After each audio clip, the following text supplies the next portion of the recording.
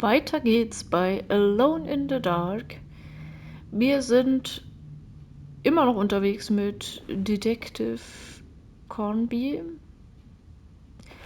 In der letzten Folge, ja, haben wir viel erlebt. Wir waren in der Anderswelt, so nenne ich es jetzt einfach mal. Waren plötzlich verschwunden und haben mysteriöse Kreaturen getroffen. Und wir wissen noch nicht so ganz, wie das alles zusammenhängt. Wir suchen immer noch Jeremy, der hier wahrscheinlich mit Hilfe eines Talismans durch die Welten switcht. Und scheinbar findet das hier niemand merkwürdig von den Bewohnern dieses Hauses.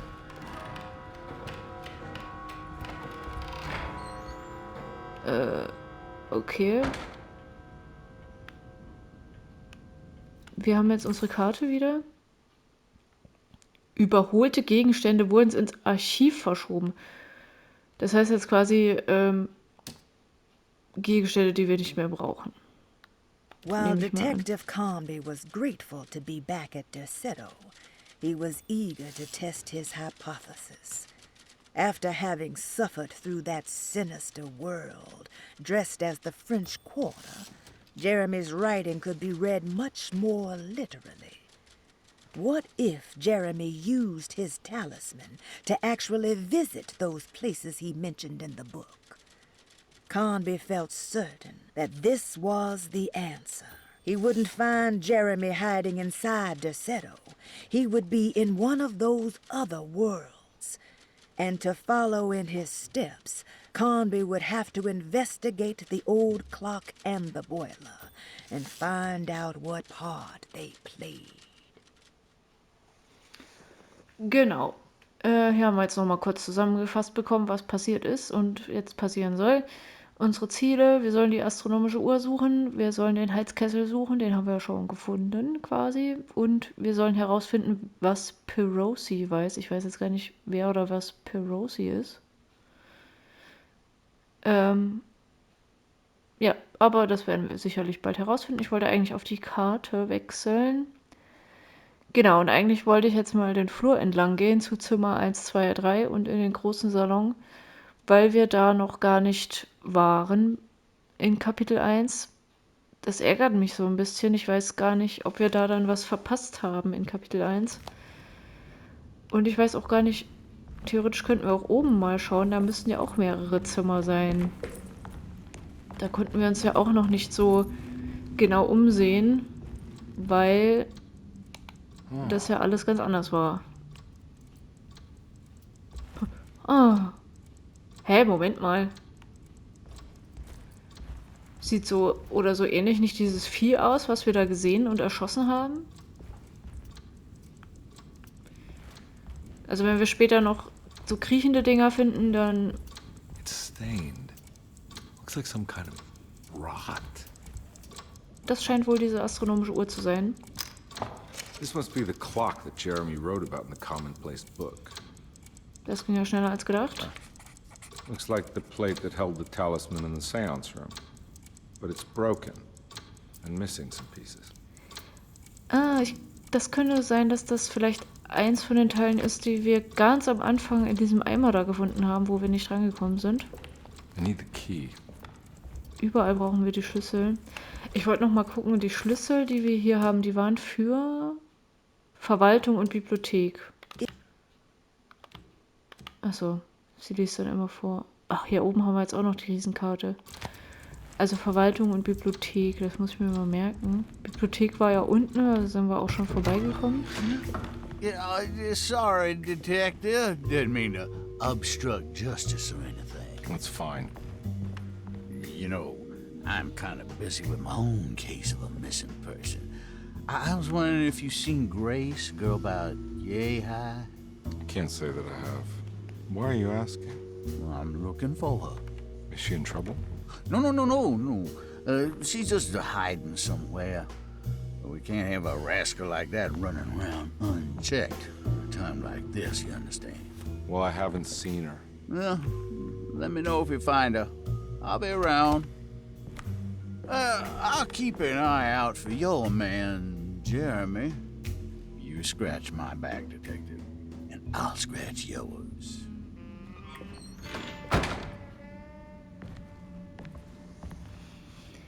Natürlich. Jetzt haben wir uns irgendwelche Notizen gemacht. McCarthy reminded Detective Carnby of an old barfly he used to know. He detested him. There was no getting around it. McCarthy was going to have a hard time getting on his good side. Ach so, selbst hier können wir... Ach so, siehst du, das habe ich noch gar nicht gewusst. Also hier kommen dann auch neue Seiten hinzu. Ne, das ist jetzt die Sammlung. If it wasn't for the collection of peculiar statues, the old astronomical clock would draw every eye in the room. To Carnby, it wasn't the intricate clockwork that stood out, but the odd-looking plate on the inside. It reminded him of the ritual bench in Miss Jackson's seance room, where he had manipulated the talisman to open a door back to Derceto. He wanted to try to replicate the procedure, but found that the inner part of the plate was broken. He would have to find the missing pieces and put the plate back together. Da haben wir bestimmt auch schon einiges verpasst. Einfach weil ich nicht wusste, dass er das aktualisiert. Ist jetzt wahrscheinlich nicht ganz so wichtig. Und auch nicht so dramatisch, denke ich mal. Weil im Endeffekt, ja, erzählen die Notizen ja nur das, was wir schon auch selber teilweise wissen. Emily ist hier. Emily's here. Ach ja, schön. Wer hat denn das gemalt?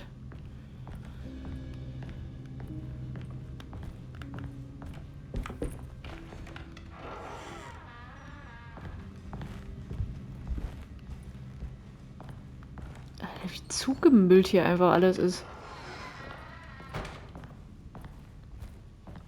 Wie ich natürlich überhaupt keinen Respekt vor der Privatsphäre anderer Leute habe und einfach überall reingehe und überall nachsehe.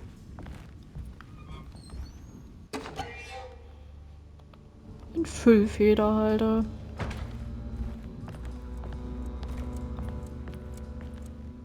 Amazing Stories. Von Jules Verne, Edgar Allan Poe, H.G. Wells. Jupp.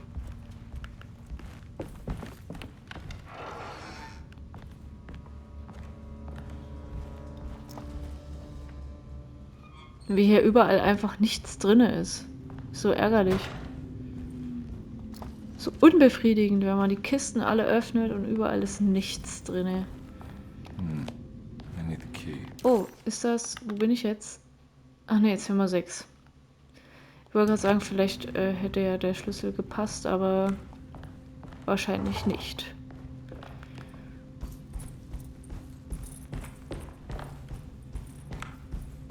So, hier kommen wir auch nicht durch. Dann gehen wir jetzt nochmal nach unten.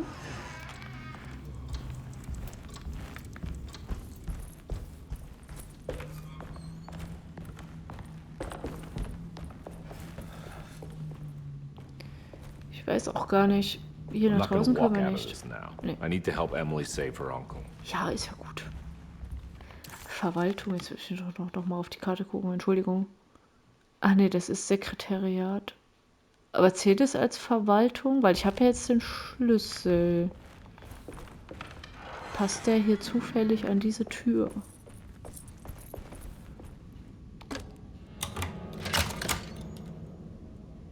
Tatsächlich.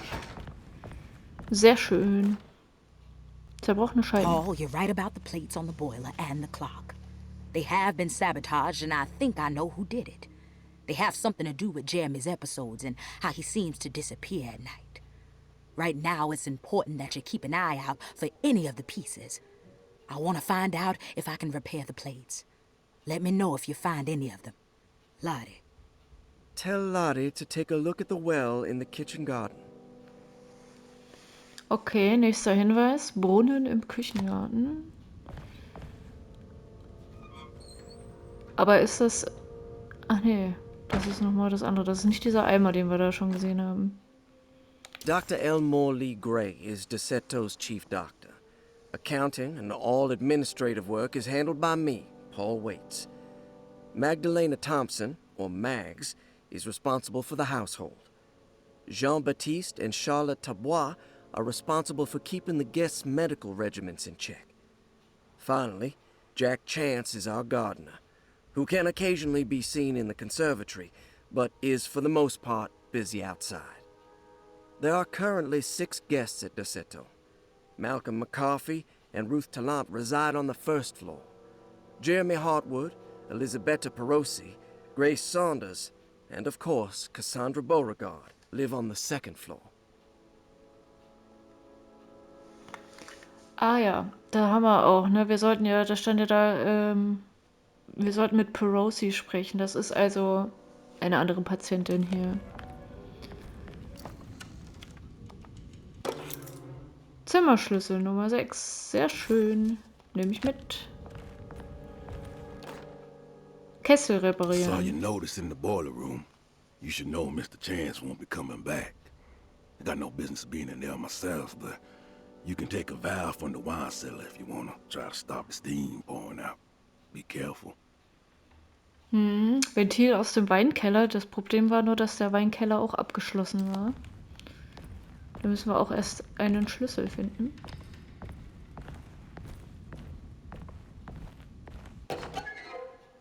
Rorschach. Patientenakte. Ah, Cassandra Beauregard, the beloved author. Very exciting, isn't it? What do you want to put down for reason for admission? What her agent told us. Cassandra suffers from writer's block and needs to finish her moving picture script before the end of June. Mr. Chardot suggests Cassandra's heavy use of barbiturates is holding her back and risks ruining her career. And how should we summarize her personal history? Let's keep it short. Cassandra Beauregard is a beloved crime author who managed to pull herself out of poverty and into stardom.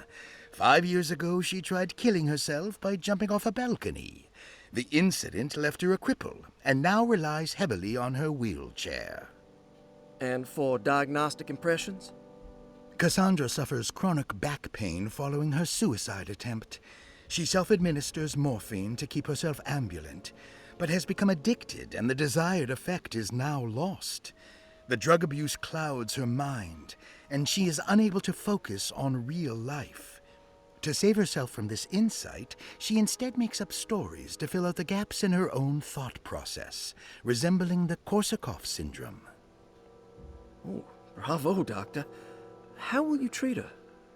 First of all, she needs to be weaned from her drug addiction, and hopefully it will resolve her compulsive lying. Then look into permanently numbing her pain in her back through surgery. Finally, deal with her suicidal thoughts. Fantastic. With such a short time before June, I really hope she gets better soon. We will do what we can. ich finde das so cool gemacht, dass das nicht einfach so vorgelesen wird, sondern wie so ein Gespräch. Also das finde ich echt mega. So, dann schauen wir uns jetzt erstmal die ganzen Patienten hier Grace an. Saunders, 11 years old. Reason for admission? The mother insists on strict supervision by a proper gentleman to avoid further perversion of Grace's adolescence. Personal history? Grace's family possesses modest wealth and status. Her childhood seems ordinary, spending most of her time with private teachers and family friends. Grace's father recently passed away, leaving her mother the sole caregiver. And diagnostic impressions? Grace has trouble dealing with her father's death. She is willingly suppressing her feelings on the matter and isn't properly acknowledging the trauma she suffered. Any planned treatment? Grace needs nothing out of the ordinary. She simply needs parental guidance. Eventually, we can work on her feelings toward her father. Thank you, Doctor. I'll finish the paperwork and get her installed. Das ist auch krass, ne? Eigentlich ist nur der Vater gestorben Und alles, was sie natürlich braucht, ist Fürsorge. Und ihre Mutter schickt sie halt erstmal weg. Zu fremden Menschen, in ein fremdes Haus. Naja, ich glaube nicht, dass das eine sehr vielversprechende Behandlung ist. Zumal sie wahrscheinlich ja keine Behandlung bräuchte, sondern eher Malcolm Liebe McCarthy, und Zuneigung. 54 years of age. Reason for admission? McCarthy admitted himself to Derceto, stating simply that he needs some damn rest. And personal history? McCarthy claims he used to work as a lawyer in Baton Rouge, but says he can't go into details because of some legal dispute. His background remains largely a mystery, except for the occasional clue that he drops in conversation. Huh. And diagnostic impressions? McCarthy is an anxious man and an alcoholic. He often tells half-truths due to some deep-seated inability to trust other people. And how will you treat that? McCarthy will take some time to open up. Spending time with Jack's dog or the child should be good for him. Their harmless nature will help build his sense of trust. Thank you, Doctor. Elisabetta Perosi, 33 years old? What should I put down as reason for admission? Well, Perosi broke into Derceto and was found wandering the grand parlor. She was confused and suffered partial amnesia. She insisted she belonged here and offered to pay for her stay. Right. What do you make of her story? Perosi claims to have been a member of the Astarte artist colony some 20 years ago. A claim that seems contrafactual due to her young age. She looks to be and even thinks she is 33 years of age. That would make her a child at the time. It seems fair to say that Perosi's story is untrue, deliberately so or not. Diagnostic impressions? Do you have anything? Perosi's story is peculiar, because she retracted her story about the artist colony. She no longer claims to be the same person as Elisabetta Perosi. However, my staff's research has confirmed there was a Perosi at that time who was in her early 30s. I suppose this case will take some time to investigate. How will you go about it? I wanted to contact the real Perosi, but it seems the whole colony disappeared one night. September 29th, 1915, during a hurricane. I will have to take it slow and figure out what this spell of impersonation could have been. Oh, I'm sure it will all clear up eventually. Thank you, Doctor. Okay. Sie ist auch diejenige, die auf Zimmer 6 liegt, also das Zimmer, was abgeschlossen ist, wo wir jetzt den Schlüssel gefunden haben. Da bin ich mal gespannt, was wir dort finden werden. Und dann noch den letzten Eintrag. Ruth Talon, 29 years of age. Reason for admission? Ruth's father wishes that his daughter be removed from New Orleans nightlife for the foreseeable future. He fears that her overly free spirit is tarnishing the family's reputation. Sounds simple enough. Personal history? Ruth comes from considerable wealth. Her family owns several hotels and restaurants. Unlike the rest of the family, her sense of adventure has taken her around the world, including France during the Great War as a photojournalist. The last decade, she has provoked many rumors of being a debauched flapper, bordering on nymphomania. And diagnostic impressions? Despite her father's frivolous reasons for her to be admitted, Ruth does seem to provide an interesting case. She is refreshingly open and doesn't shy away from talking about her life during the war or her continuous celebration after returning to the States. She is admittedly a sexual deviant and feels no remorse. And her treatment plan? Simply staying at Derceto should do wonders for Ruth. If not, at least for her family's reputation. Ruth doesn't need to change, but with therapy I might be able to share with her some sympathy towards her family. I doubt she will settle down and become as dull as the rest of them, but at least she might try to be more discreet in the future. Okay, jetzt haben wir also quasi erstmal unsere Patienten kennengelernt, die alle ja All the schon... patients are accounted for, except for Jeremy. Ja.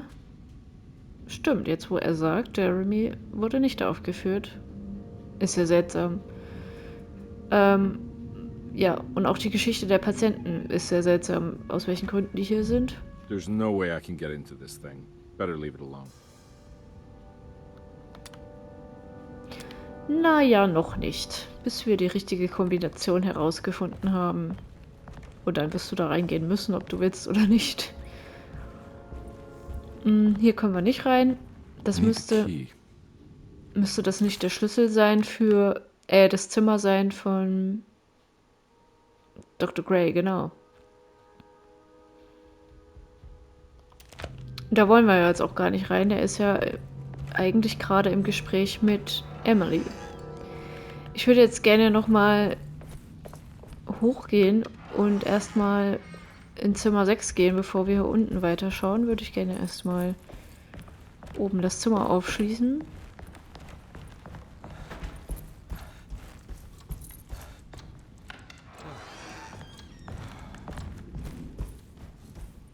Dann haben wir das zumindest hier oben erstmal abgearbeitet und können uns dann auf unten konzentrieren.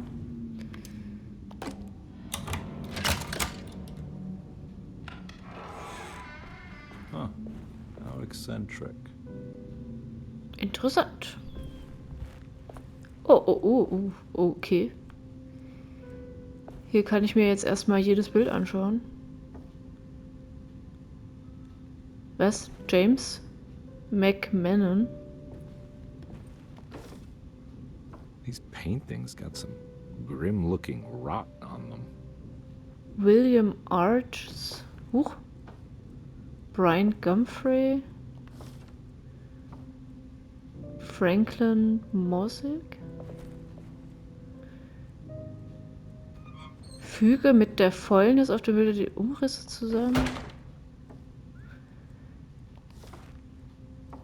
Philippe Shea Curtis. Nora Keith.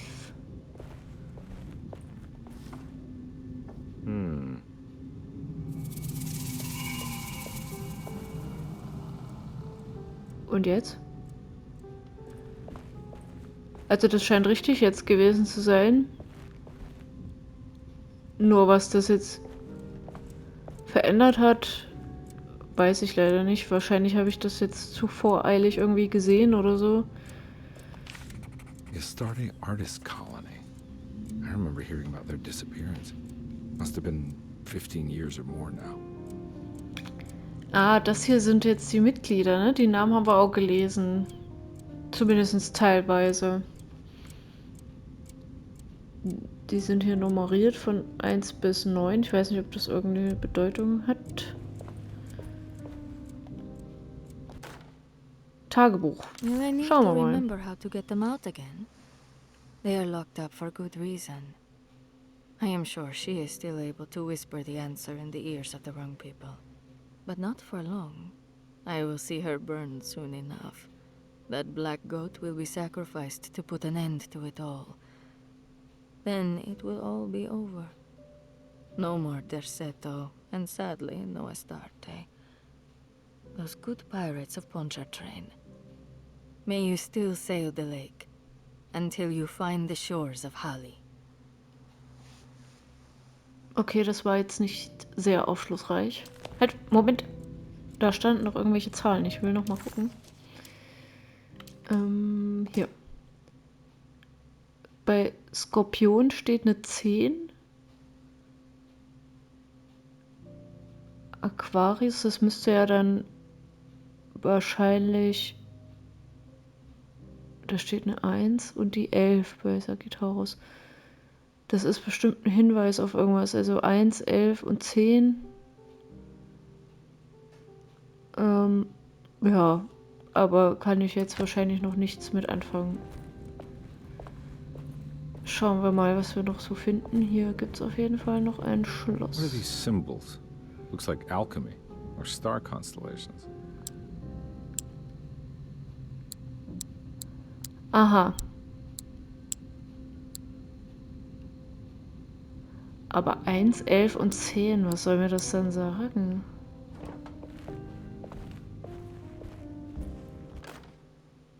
I did it.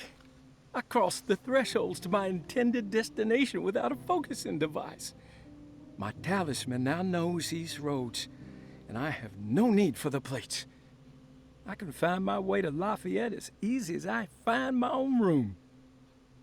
I visited the grave of my father and seen the oven waiting for me. Thank you for opening these doors. I now must summon my courage and go back to that hateful mound outside the oil rig. I hope you'll be feeling better when I return. Jeremy. Wie kommt denn hier ein Schriftstück von Jeremy in das Zimmer von der Elizabeth? So, ich muss jetzt hier nochmal gucken. Was haben wir hier für Symbole? Das sind ja nicht alle. Ach Gott, ich kenne mich halt leider auch nicht so gut aus mit diesen Symbolen. Die Frage ist, hilft uns dieses Tagebuch weiter?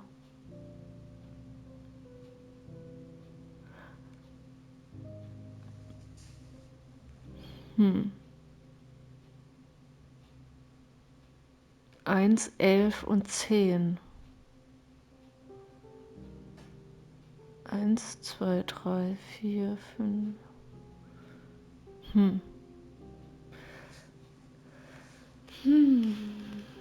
Das ist ja einfach nur durchnummeriert, ne? Einfach 1 bis 12 quasi. Einmal herum. Aquarius ist die 1, Fisch, also Wassermann die 1, Fische die 2.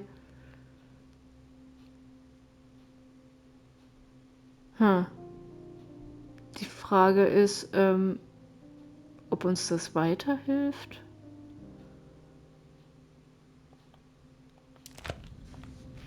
Weil hier haben wir ja zum Beispiel keinen Wassermann, den wir jetzt auf die 1 setzen könnten. Und hat das was vielleicht mit diesen Zahlen hier zu tun? Aber wahrscheinlich auch nicht, oder?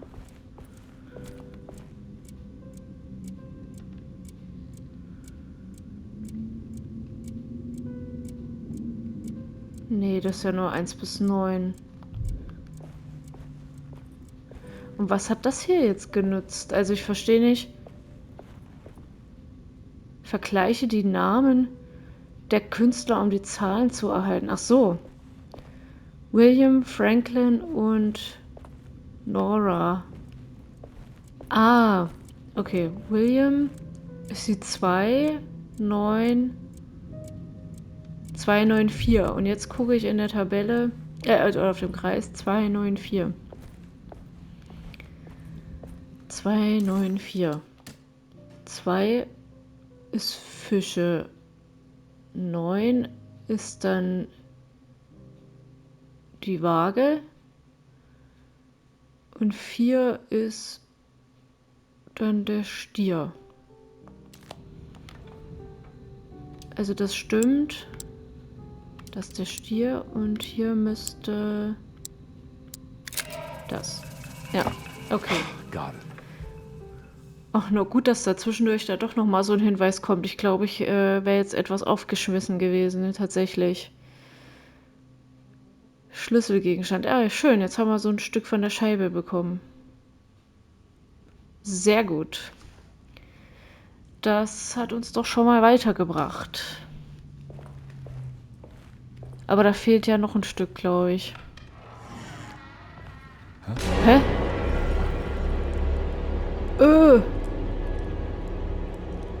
Was ist denn jetzt los? Ich gehe wieder.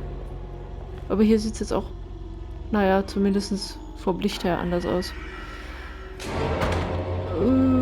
Ich würde sagen, wir machen es uns hier auf dem Bett erst nochmal gemütlich und wenn wir wieder aufwachen, dann ist alles wieder normal. Wir machen eine kurze Pause und sehen uns dann in der nächsten Folge wieder. Macht's gut.